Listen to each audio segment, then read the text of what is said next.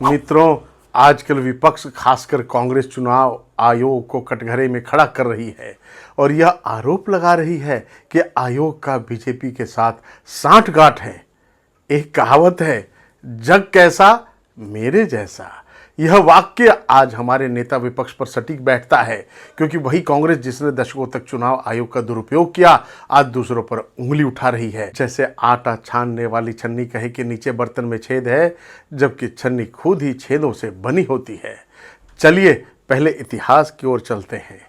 1952 जब बाबा साहेब भीमराव अंबेडकर चुनाव हार गए थे, वह भी 14,561 वोटों से। दोस्तों, उस चुनाव में 74,333 वोट रद्द कर दिए गए। बाबा साहेब ने इस पर याचिका भी दायर की थी। इतनी बड़ी संख्या में वोट रद्द होना उस समय चुनाव आयोग और नेहरू सरकार की भूमिका पर गंभीर सवाल खड़ा करता है। चाचा नेहरू कभी नहीं चाहते थे कि बाबा साहेब चुनाव जीतें। दोस्तों, 1975 में चलते हैं। श्रीमती इंदिरा गांधी का मामला। 1971 के रायबरेली चुनाव में शासकीय संसाधनों के दुरुपयोग का आरोप सिद्ध हुआ और न्यायालय ने उनका चुनाव रद्द कर दिया।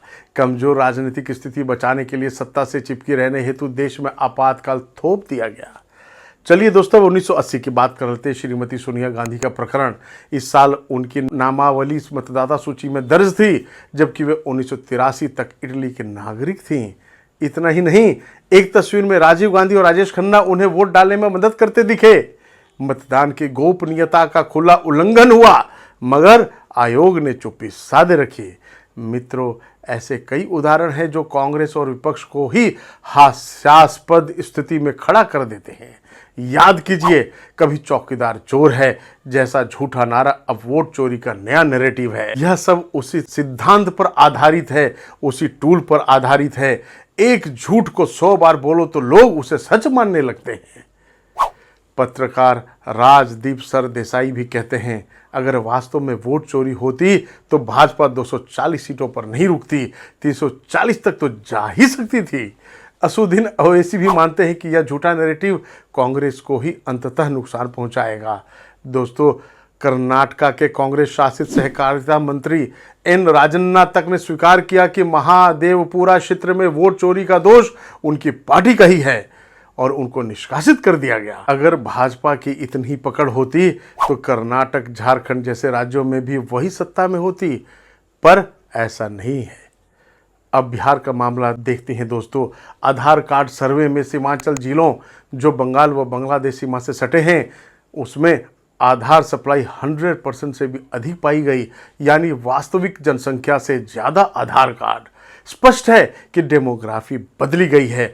आशंका है कि बांग्लादेशी घुसपैठिए मतदाता बन चुके हैं, इसलिए SIR प्रक्रिया चलाई जा रही है ताकि मताधिकार केवल वैध नागरिकों तक सीमित रहे, वरना विदेशी ताकतें चुनावी प्रक्रिया को अपने नियंत्रण में ले लेंगी और यह सिर्फ लोकतंत्र की ही नहीं बल्कि राष्ट्र सुरक्षा के लिए भी खतरा होगा। उदाहरण हमारे सामने है मित्रों।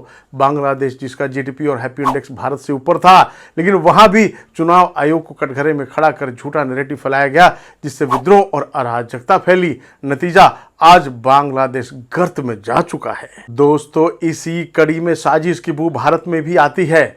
8 अगस्त 2025 को कांग्रेस ने चुनाव आयोग के खिलाफ प्रेजेंटेशन दिया।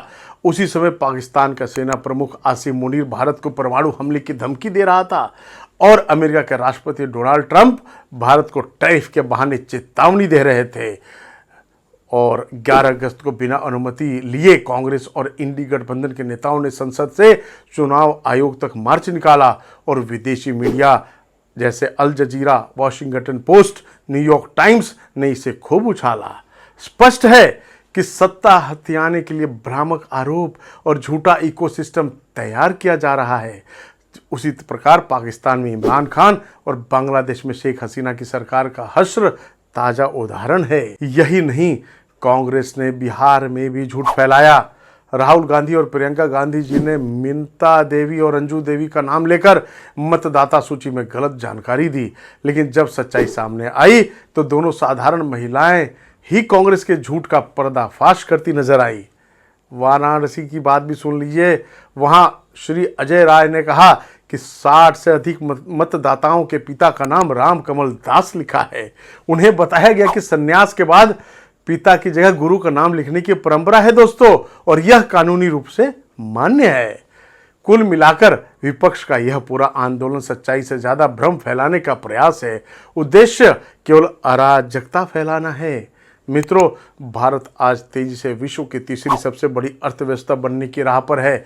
ऐसे में विदेशी शक्तियां और सत्ता लोलुप विपक्ष नहीं चाहते हैं कि भारत आगे बढ़े।